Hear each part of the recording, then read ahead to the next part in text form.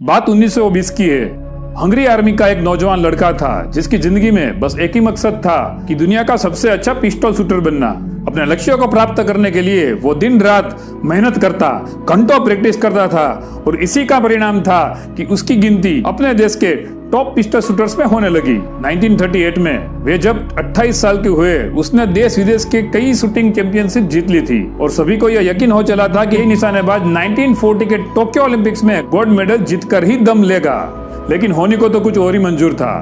Army के एक training session के दौरान उसके दाएं हाथ में मौजूद एक हैंड ग्रेनेड फट गया। इस हादसे में उसने अपना दायां हाथ गवा दिया। इसके साथ ही उसका ओलंपिक गोल्ड मेडल जीतने का सपना भी चकनाचूर हो गया। वह 1 महीने तक हॉस्पिटल में पड़ा रहा और उसके बाद जब बाहर निकला तो उसकी पूरी दुनिया बदल चुकी थी। अब उसकी सबसे बड़ी ताकत उसका दायां हाथ उसके साथ नहीं था। अगर कोई आम इंसान होता तो क्या करता? अपने भाग्यों को कोसता, लोगों की सिंपैथी लेने की कोशिश करता या लोगों को कटने लगता, मैं भी डिप्रेशन में भी चला जाता और अपनी जिंदगी के मकसद को भूल जाता। लेकिन बचपन से दुनिया का सर्वश्रेष्ठ शूटर बनने का सपना देखने वाला वो इंसान तो किसी और ही मिट्टी का बना था। बाकी लोगों की तरह उसने यह नहीं सोचा कि उसने अपना वो हाथ खो दिया है जिसे दुनिया का सबसे अच्छा शूटिंग हेड बनाने में उसने दिन रात एक कर दिए थे, बल्कि उसने यह सोचा कि मेरा एक हाथ बेकार हो गया तो क्या, अभी भी मेरे पास भगवान का दिया एक और हाथ है जो पूरी तरह से ठीक है और अब मैं इसी हाथ को दुनिया का सबसे अच्छा शूटिंग हेड बनाकर ही रहूंगा। और अपने इसी एटीट्यूड के साथ वो एक बार फिर शूटिंग प्रैक्टिस में जुट गया और असंभव को संभव बनाने की कोशिश करने लगा। लगभग 1 साल बाद वो नेशनल शूटिंग चैंपियनशिप में पहुंचा।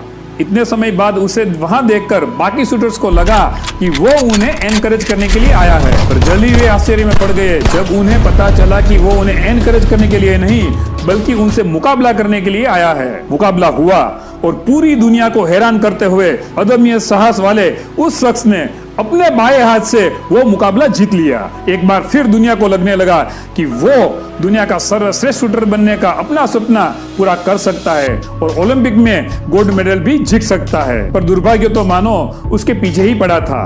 विश्व युद्ध की वजह से 1940 और 1944 के ओलंपिक गेम्स कैंसिल हो गए और सीधे 1948 लंदन ओलंपिक्स कराने का फैसला लिया गया। इस बीच कितने ही नए शूटर्स इस खेल में आ चुके थे।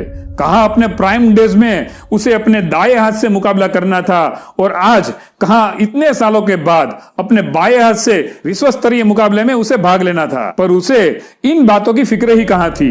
वो तो बस एक ही चीज जानता था, प्रैक्टिस प्रैक्टिस एंड प्रैक्टिस। वो दिन रात अभ्यास करता रहा और लंदन ओलंपिक में दुनिया के बेहतरीन शूटर्स के बीच मुकाबला करने उतरा। उसके साहस, उसकी हिम्मत और उसके धैर्य का आज इम्तिहान था और उसने किसी को निराश नहीं किया।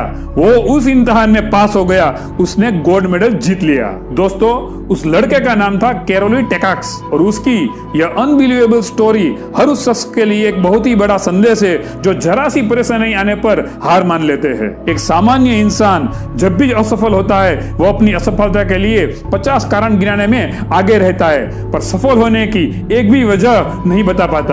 जबकि एक पॉजिटिव एटीट्यूड रखने वाला इंसान अंधेरा कितना ही घना क्यों न हो पर वह रोशनी की एक किरण की ओर ही देखता है और आगे बढ़ता है। लाइफ में अप्स एंड डाउन्स तो आते ही रहेंगे, हम उसे नहीं रोक पाएंगे, पर हम अपने साथ बुरा होने पर कैसा रिएक्ट करते हैं इस चीज को जरूर कंट्रोल कर सकते हैं। इसलिए सिचुएशन चाहे कितनी भी बुरी क्यों ना हो, अपना एटीट्यूड पॉजिटिव बनाए रखिए। अगर सफलता के संघर्ष में जब भी आपको ऐसा लगने लगे कि जिंदगी में आपके साथ सब कुछ बुरा हो रहा है तो एक बार इस एक हाथ वाले पिस्टल शूटर कैरोली के बारे में जरूर सोचना। यह कहानी आपको कैसी लगी यह कमेंट करके जरूर बताएं और ऐसी और वीडियो देखने के लिए हमारे इस चैनल को सब्सक्राइब करके बेल आइकॉन भी जरूर दबाएं। जय स्वामीनारायण।